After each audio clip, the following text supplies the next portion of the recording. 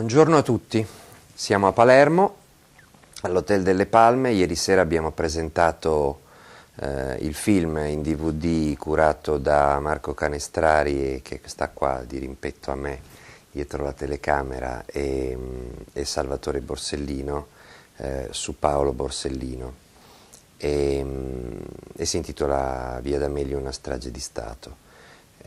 Oggi è il 18° anniversario della strage di Via D'Amelio, non possiamo che parlare di questo argomento che voi trovate sui giornali di stamattina con dei titoli sulla delusione o sul fallimento delle manifestazioni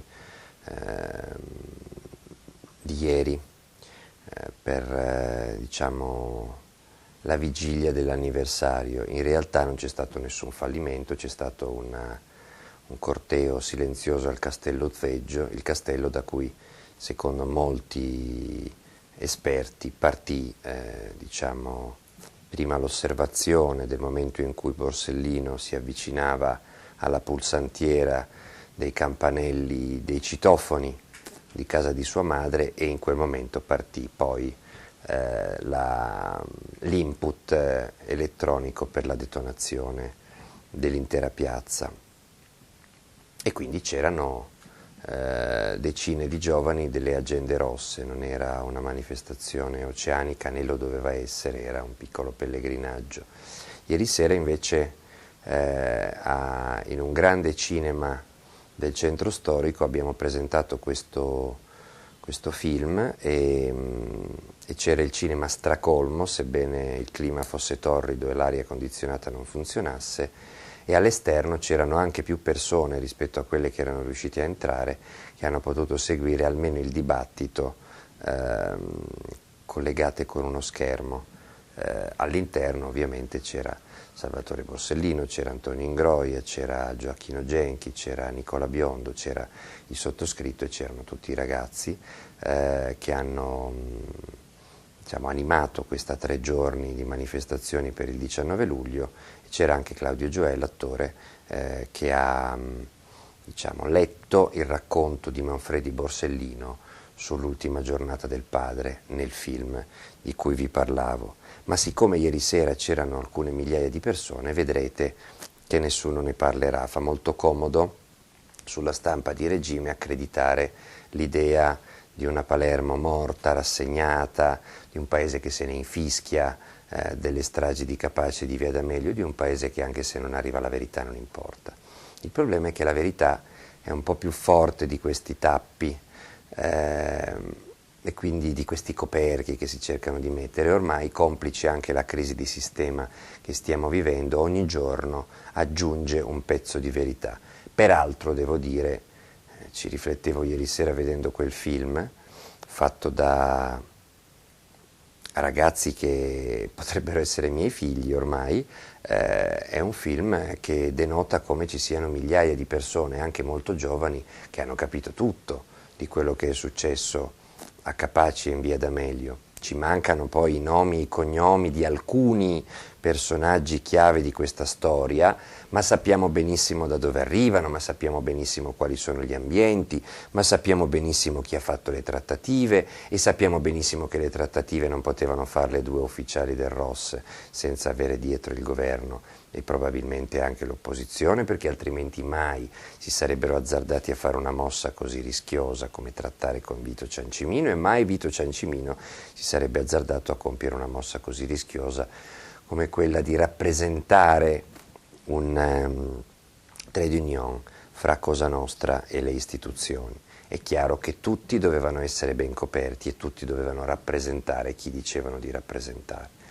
Dicevo che vengono fuori pezzi di verità ogni giorno, anche grazie al lavoro di giornalisti, di intellettuali, di riviste, di editori, di giornali.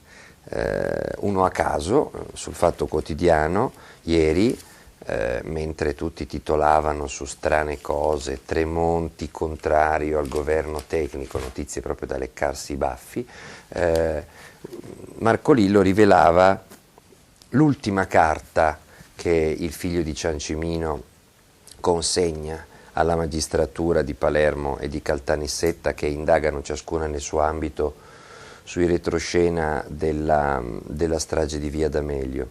Ed è una carta molto importante perché è un appunto manoscritto proprio di pugno del padre, Vito Ciancimino, il quale scrive nel 1993 a chi? Dice Marcolillo, un personaggio dell'economia che stava per assurgere al ruolo di premier. Nel 1993 si avvicendano due governi.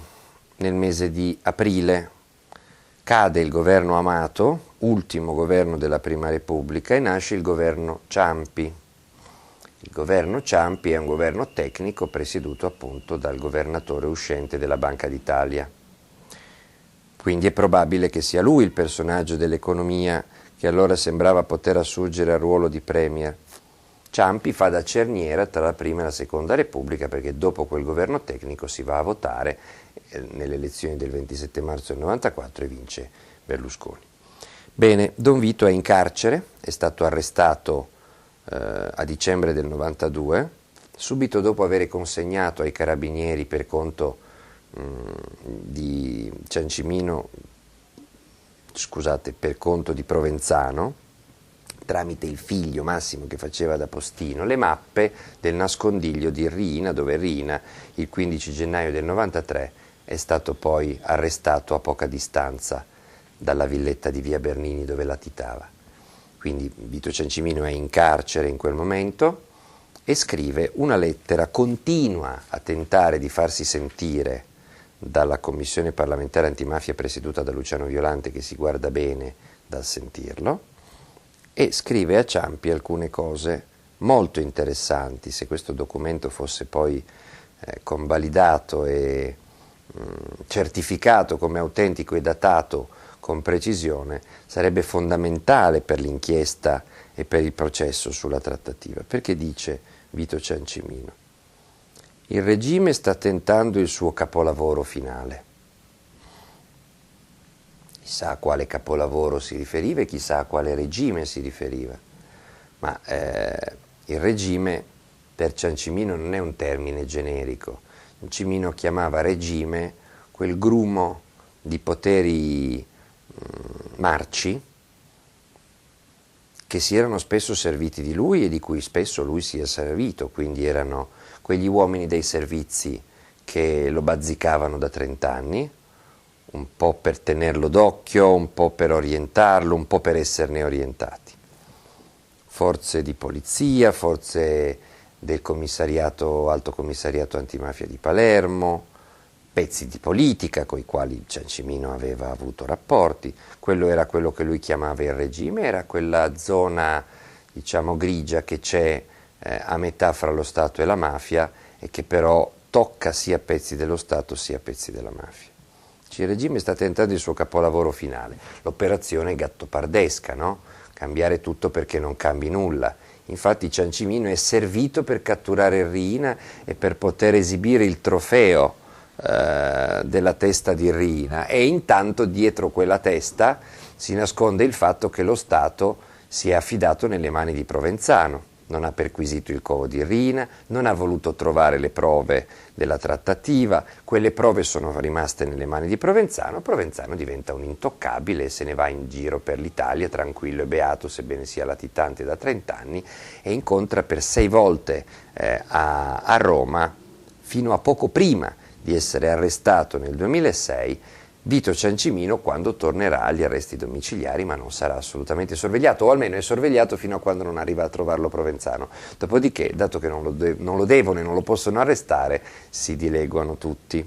Quindi il capolavoro finale è l'operazione Gattopardo, che porta alla rimozione di Vito Ciancimino, che viene arrestato dopo aver di fatto aiutato la cattura di Totò Riina, viene posato e sostituito da qualcun altro per fare la trattativa finale, il capolavoro finale che porterà di lì a poco alla nascita di Forza Italia. Chi è che sostituisce Ciancimino? Secondo molti inquirenti è Marcello Dell'Utri, che infatti si mette in azione proprio tra il 92 e il 93 e si inventa il partito di Forza Italia e si incontra nel 93 2 volte con Vittorio Mangano. Aggiunge dopo questa prima frase Ciancimino: faccio parte di questo regime e sono consapevole che solo per il fatto di farne parte presto ne sarò escluso. Ha già capito che è stato arrestato perché è stato messo da parte, è stato deposto, non serve più, meglio che stia in galera, almeno così non parla, no? E poi aggiunge: dopo un primo scellerato tentativo di soluzione avanzata dal colonnello Mori per bloccare le stragi, tentativo di fatto interrotto dall'omicidio Borsellino, sicuramente oppositore fermo di questo accordo, si è decisi finalmente, costretti dai fatti, di accettare l'unica soluzione possibile per poter cercare di rallentare questa ondata di sangue che al momento rappresenta solo una parte di questo piano eversivo. E poi aggiunge: ho più volte chiesto invano di essere ascoltato dalla Commissione Antimafia. Noi non sappiamo se questa lettera giunse a destinazione, giunse all'allora personaggio dell'economia che stava per diventare capo del governo. Sappiamo però che sta parlando a pochi mesi dalle stragi di Capaci di Via D'Amelio e a poco prima delle stragi dell'estate del 93. Infatti dice che questo bagno di sangue è ancora ben lontano dall'essere concluso. E infatti di lì a poco ci saranno le stragi di Firenze, di Milano e di Roma. E del resto, se siamo prima della nascita del governo Ciampi, dovremmo essere prima di aprile del 93, subito dopo la cattura di Riina, 6-7 mesi dopo le stragi di Capaci di Via D'Amelio. Questa lettera, scrive Lillo, è importante per 3 motivi. Primo, perché data il tentativo di Mori dopo la strage di Capaci, ma prima di Via D'Amelio. Poi vi spiego perché è importante. Poi perché inserisce le stragi di mafia in un disegno più ampio di tipo eversivo, elaborato da un architetto che governa un sistema di cui Don Vito stesso fa parte, anche se per poco, perché sente che la sua stagione è finita. Infine perché la lettera, se è autentica naturalmente, conferma le ipotesi più inquietanti della magistratura sul movente della morte di Borsellino. Il giudice amico di Falcone si sarebbe opposto alla trattativa secondo la lettera attribuita a Don Vito dal figlio. Questo potrebbe essere stato il motivo dell'accelerazione della sua condanna a morte. E cosa c'è qui di importante? Beh, c'è il fatto che il generale Mori non nega di avere avuto incontri con Vito Ciancimino, ma sostiene di averli avuti soltanto dopo la strage di Via D'Amelio. E così facendo esclude in radice la possibilità che Borsellino sia stato eliminato a causa della sua opposizione alla trattativa, se la trattativa Mori l'ha iniziata dopo la morte di Borsellino. Se invece l'avesse iniziata prima della morte di Borsellino, allora ci sarebbe fondato sospetto che Borsellino, avvertito della trattativa, abbia detto no e quindi sia stato eliminato per rimuoverlo dalla strada della trattativa. Ora, questa lettera è utile perché conferma quello che ha sempre raccontato il figlio di Ciancimino, oltre ad averlo già raccontato diversi pentiti di mafia, cioè che Riina, dopo la strage di Capaci e prima di quella di Via D'Amelio, era tutto contento e gongolante perché diceva si sono fatti sotto i suoi referenti politici e bisogna dare un altro colpetto. Ed era un colpetto che non conveniva alla mafia, che la mafia non aveva nessun interesse a uccidere Borsellino subito dopo Falcone. Lo Stato se l'era già bellamente dimenticata la strage di Capaci un mese dopo i funerali di Falcone, Francesca Morvillo e gli uomini della scorta. Il decreto antimafia varato subito dopo Capaci da Martelli era stato immediatamente affossato in Parlamento e non convertito in legge.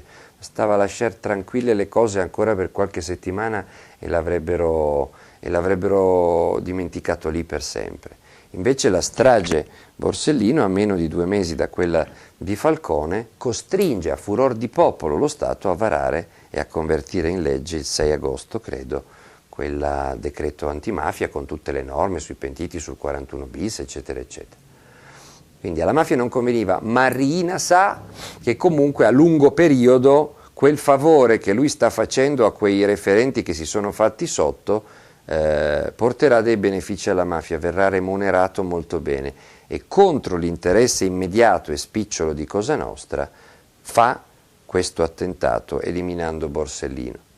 Se questa lettera sarà dimostrata autentica e avrà la datazione che si pensa che abbia, è un documento dell'epoca di pochi mesi dopo quei fatti in cui Vito Ciancimino tenta di dire al Presidente del Consiglio che sta arrivando, finalmente un tecnico, quindi magari un po' fuori dai giochi di potere dei governi politici, e alla Commissione antimafia di Violante che non lo vorrà sentire mai,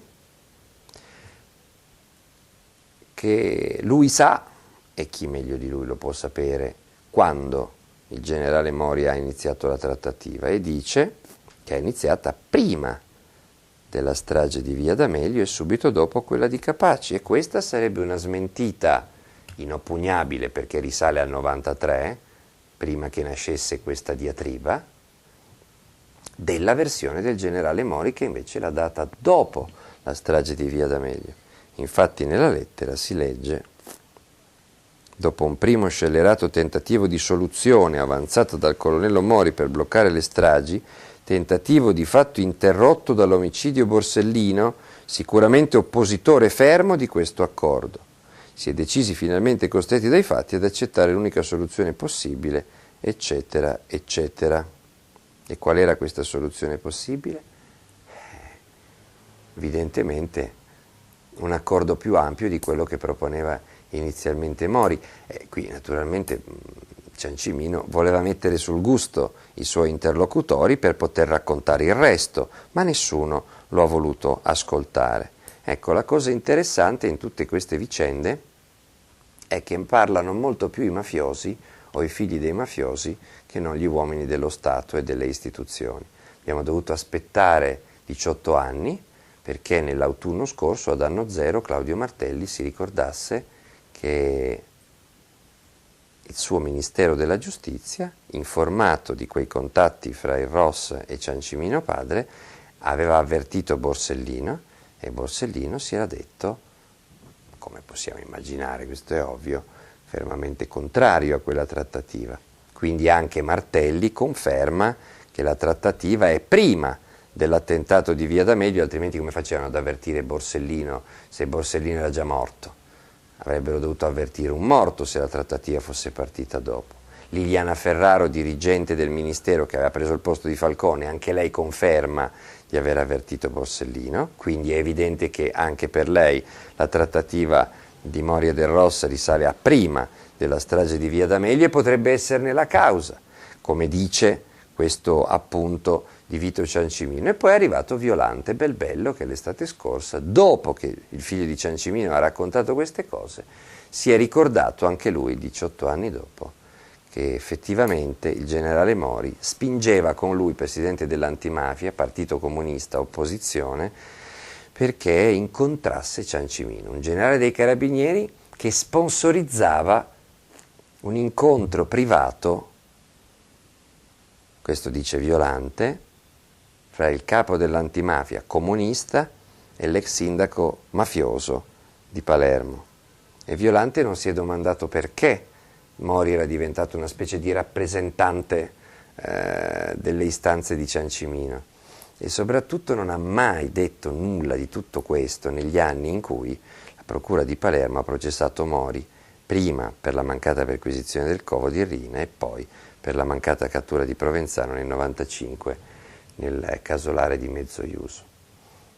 Non ha fatto nulla per aiutare le indagini sul generale Mori e solo quando il figlio di Ciancimino ha raccontato che suo padre voleva una copertura anche a sinistra da Violante, allora Violante, tarantolato, ha rammentato quel particolare che avrebbe potuto essere utilissimo, perché dimostra il link che si era creato strettissimo tra il generale Mori e Vito Ciancimino, al punto che il generale Mori andava in giro a cercare di piazzare Vito Ciancimino a destra e, come abbiamo visto, a sinistra. Ecco, i mafiosi e i figli dei mafiosi parlano più dei politici. Forse sarà un caso se tutti i politici dalla memoria corta o dalla memoria selettiva o dalla memoria intermittente non solo non hanno perso colpi nella loro carriera, ma hanno continuato a mantenere altissimo il loro livello di carriera.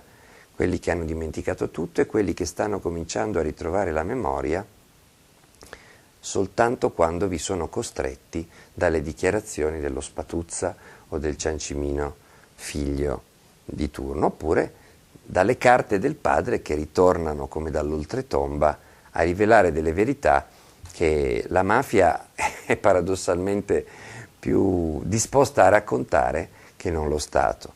Ecco, io credo che questo sia il quadro che noi oggi possiamo fare, aspettiamo che i magistrati diano i nomi e i cognomi ai trade union di quella trattativa e scoprano tutto quello che c'è da scoprire, ma il quadro d'insieme di queste stragi l'abbiamo capito e credo che possa essere ben sintetizzato dal film che ieri sera è stato presentato dal Movimento delle Agende Rosse a Palermo, e cioè Via D'Amelio, una strage di Stato.